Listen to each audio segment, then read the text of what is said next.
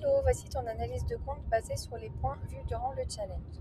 Par rapport à la photo de profil, tu pourrais la zoomer un petit peu plus pour qu'on te voit davantage. Alors là, c'est vrai que c'est intéressant parce qu'on voit ta création sur toi, mais je pense qu'en zoomant un tout petit peu plus, on pourrait quand même voir le vêtement et te voir un petit peu mieux. Par rapport au nom du compte, ok, j'imagine que c'est ton nom d'entreprise, donc pas de souci. En dessous, avant atelier de couture brodée, là, on aimerait bien retrouver ton prénom. Comme ça, on apprend déjà à te connaître. On fait déjà une première rencontre avec toi. On comprend tout de suite qui est derrière le compte. Et comme ça, à ce moment-là, tu pourras l'enlever de ici. Ici, ta bio, elle mériterait un petit peu plus de précision. Déjà, pensez à mettre un appel à l'action clair vers ton site, par exemple, pour pouvoir commander les vêtements. Enlever les deux autres liens. L'idée, c'est que le chemin soit vraiment facile. Donc, qu'on sache exactement ce qu'on doit faire, où on doit cliquer. Pareil, on ne comprend pas forcément qui est la cible. C'est intéressant dans une bio de savoir tout de suite à qui tu t'adresses, ce que tu proposes, ce qui te différencie des autres qui proposent le même type de produit ou de prestation. Vraiment qu'on vienne comprendre ton univers et quels bénéfices la personne va obtenir directement. Ça, c'est vraiment important. Par rapport aux bulles de story à la une, alors c'est très bien d'avoir mis des couvertures dessus. En plus, on reconnaît bien ton univers dessus. Par contre, il y en a un petit peu trop.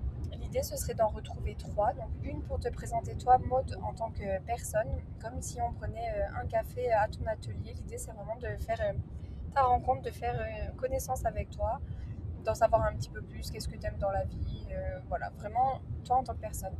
Ensuite, une bulle de story à la une pour venir parler de ton travail. Depuis combien de temps tu fais ça? Qu'est-ce qui fait la valeur? Qu'est-ce qui fait la qualité de ton travail? Qu'est-ce qui te différencie?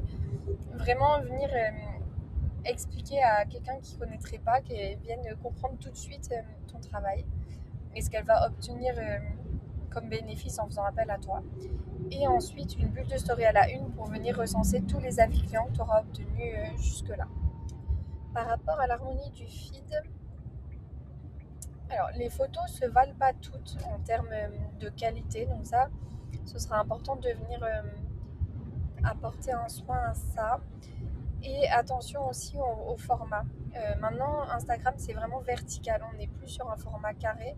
Donc pensez à ça pour que ce soit un peu plus joli. Tu vois que ça évite que ce soit coupé, tronqué sur les côtés. Donc venir apporter un soin à ça. C'est important aussi, j'ai vu là que tu en avais mis un petit peu, des coulisses, etc. De venir, de venir un peu étoffer le feed. Venir apporter autre chose que juste de la présentation de produits. Donc voilà, mettre des coulisses, apporter de la valeur, donner des conseils, ce genre de choses. Ça va être vraiment important.